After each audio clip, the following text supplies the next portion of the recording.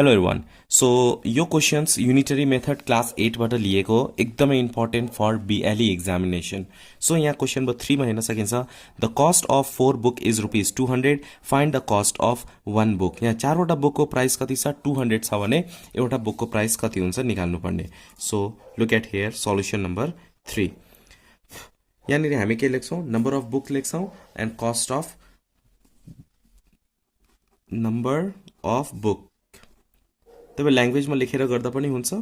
यहाँनिर cost of book जसरी आउँछ त्यसरी गर्ने हो। नम्बर अफ बुक यहाँ चारवटा बुकको प्राइस कति छ 200। सो नम्बर अफ बुकमा 400 लेख्ने, कस्ट अफ बुकमा कतिवटा कस्ट छ 200 रुपीस कस्ट छ। फेरि क्वेशनले के भनेको छ find the cost of 1 book. हामीलाई कतिवटा बुकको प्राइस निकाल्नु पर्ने एउटा बुकको। Suppose cost of 1 book is ₹X। Now अब यो डाइरेक्ट भेरिएसन हो कि इनडाइरेक्ट भेरिएसन हो कसरी थाहा पाउने? जस्ता नम्बर अफ बुक इन्क्रिज भयो भने कस्ट पनि के हुन्छ इन्क्रिज हुन्छ। जति धेरै बुक भयो भने त्यसको प्राइस पनि के हुन्छ धेरै हुन्छ। थोरै बुक भयो भने प्राइस पनि के हुन्छ थोरै हुन्छ। यो भनेको डाइरेक्ट भेरिएसन हो। सो हामी डाइरेक्ट भेरिएसन हुँदा कसरी लेख्ने 4/1। डाइरेक्ट हुँदाखेरि 4 को अगाडि के छ 200 छ, त्यही भएर यहाँनिर 200 डिभाइडेड बाई x लेख्ने। इनडाइरेक्ट हुँदाखेरि हामीले क्वेशन नम्बर 1 र 2 मा गरेको थियौं इनडाइरेक्ट भेरिएसन, यो तलमाथि हुन्छ। तर डाइरेक्ट हुँदाखेरि स्ट्रेट लेख्ने। अब क्रस मल्टिप्लाई गर्ने 4 into x 4x हुन्छ इज इक्वल टु 1 into 200 200 भयो। So x is equal to 200/4। therefore x is equal to के हुन्छ 50 ₹50। therefore we can write on cost of 1 book is ₹50। hope you understand this question number 3। now look at question number 4।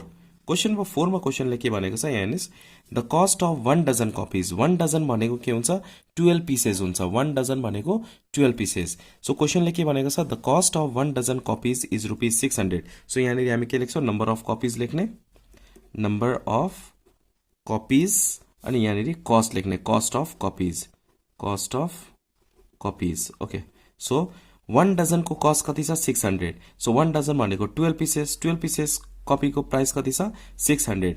Find the cost of 1 copy. एउटा copy को price कति हुन्छ suppose x हुन्छ। Let the price, अब यहाँनिर लेख्दा पनि हुन्छ let the price of 1 copy be x। Now अब यो डाइरेक्ट भेरिएसन हो कि इनडाइरेक्ट भेरिएसन हो कसरी थाहा पाउने? जति धेरै कपी भयो भने त्यति धेरै नै प्राइस हुन्छ, त्यति धेरै कस्ट हुन्छ। जति थोरै कपी भयो भने प्राइस पनि के हुन्छ थोरै नै हुन्छ, कस्ट के हुन्छ थोरै हुन्छ। भनेपछि यो पनि के भयो डाइरेक्ट नै भयो, किनभने नम्बर अफ कपिज इन्क्रिज हुँदाखेरि कस्ट पनि के हुन्छ इन्क्रिज हुन्छ, एउटै डाइरेक्सनमा जाँदैछ, त्यही भएर यो के भयो डाइरेक्ट भेरिएसन भयो। So 12/1 is equal to direct हुँदा सेम लेख्ने 600/x, x into 12। So 12x is equal to 1 into 600 600। So x is equal to यो दुईटा डिभाइड गरिदिने 600 डिभाइडेड बाई 12। देयरफोर x को भ्यालु कति हुन्छ यो 12 5 60 50। So therefore we can write cost of 1 copy is ₹50। hope you understand this question number 3 and 4। now look at question number 5। question number 5 मा क्वेशनले के भनेको छ look at properly here। the cost of 1 quintal of steel rod is ₹53,000। 1 quintal rod को price कति छ 53,000। find the cost of 1 kg of steel rod. 1 quintal भनेको कति भयो? यहाँ 1 क्विन्टल भनेको 100 kg हुन्छ।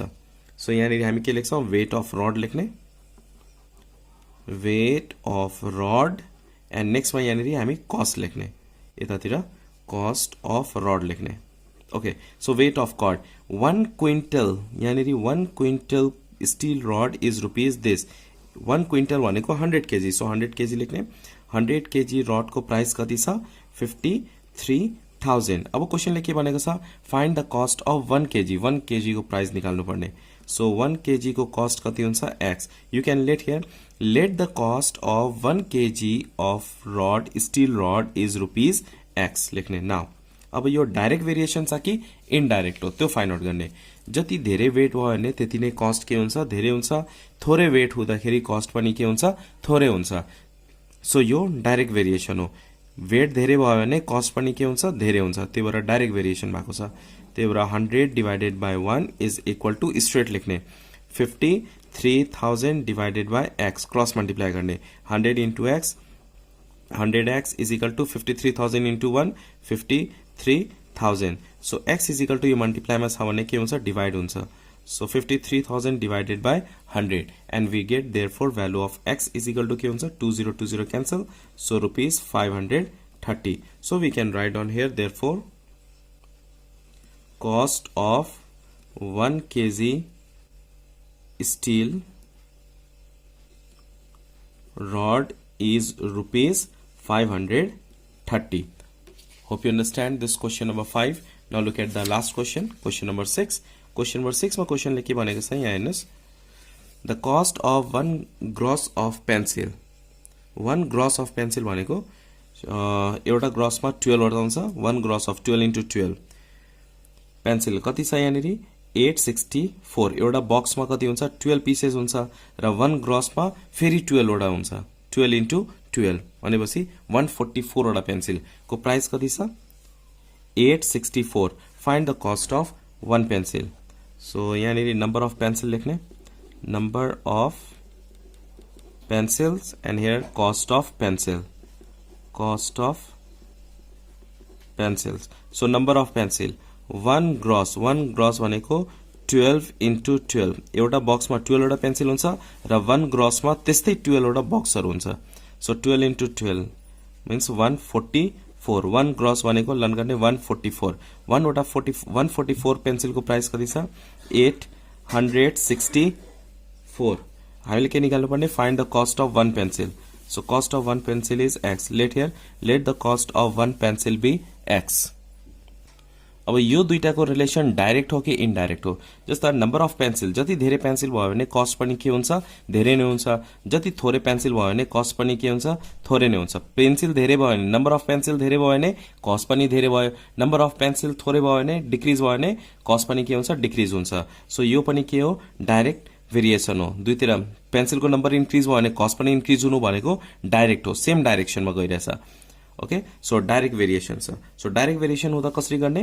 144 by 1 is equal to यो दुईटा के गर्ने इन्टरचेन्ज गर्ने तलको माथि माथिको तल अब यो x के जान्छ माथि जान्छ सो x by 864 लेख्ने ओके डाइरेक्ट हुँदाखेरि हामी के लेख्छौं यो इनडाइरेक्ट हुँदा यसरी लेख्ने डाइरेक्ट हुँदा सेम अगाडि नै लेख्ने हो sorry we can write here 864 divided by x indirect हुँदाखेरि इन्टरचेन्ज गर्ने डाइरेक्ट हुँदाखेरि अगाडि 144 को अगाडि के छ 864 सो 144 को अगाडि 864 लेख्ने 1 को अगाडि x छ सो 1 को अगाडि x लेख्ने डाइरेक्ट हुँदा इनडाइरेक्ट हुँदाखेरि यसरी अहिले भर्खर गरेको यो इन्टरचेन्ज गर्ने हो अब just cross multiply x into 144 x is equal to 1 into 864 x को भ्यालु फाइन्ड आउट गर्ने x is equal to के हुन्छ 864 divided by 144 therefore what is the value of x यो दुईटा डिवाइड गर्ने 6 okay so 6 for 24 4 2 6 for 24 25 26 2 7 6 7 8 yeah 6 so what therefore cost of one pencil कति आको छ cost of one pencil is rupees 6 hope you understand this question taken from unitary method class 8 र एकदमै important क्वेशनहरु छ यस्तै खालको क्वेशनहरु बीएलई एक्जाममा सोधिएको छ अगाडि पनि र आउने इयरमा पनि यस्तै खालको क्वेशनहरु सोधिनेछ भिडियो राम्रो लाग्यो भने प्लिज लाइक गर्नु होला न्यू हुनुहुन्छ भने please subscribe and share with your friends thanks for watching till last